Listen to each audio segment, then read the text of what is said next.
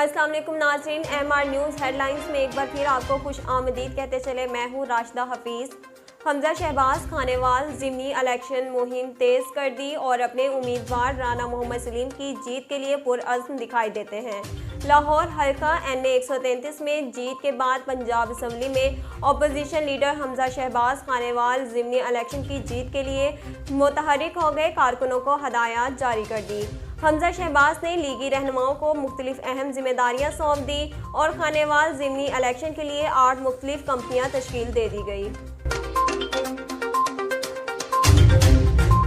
Governor Balochistan Syed ज़हूर अहमद आगा ने कहा, बदउनवानी ख़त्म करना सिर्फ नैब का काम नहीं है। उन्होंने आलमी दिन इंसदादे बदउनवानी की तकरीब से खिताब करते हुए कहा, लफ्ज़ बदउनवानी बहुत बड़ा चैप्टर है और हम बदकिस्मती से इस दलदल में घिरे हुए हैं।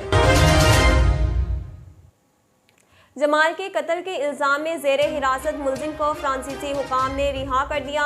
सऊदी सहाफ़ी जमाल के कत्ल के इल्ज़ाम में मुश्तबा शख्स की गिरफ्तारी गलत मालूमात की नतीजा निकली, जिसके बाद फ्रांसीसी हुकाम ने ज़ेरे हिरासत शख्स को रिहा कर दिया।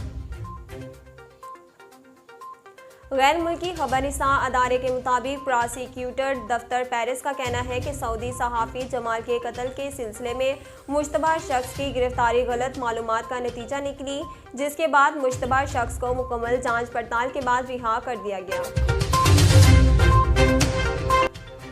T20 वर्ल्ड कप में बुरी परफॉर्मेंस की वजह से तनकीद का निशाना बनने वाले कौमी ऑलराउंडर हसन अली ने दौरे बांग्लादेश के इख्तिताम पर पाकिस्तानी फैंस के नाम दिलों को जोड़ने वाला एक वीडियो पैगाम जारी कर दिया।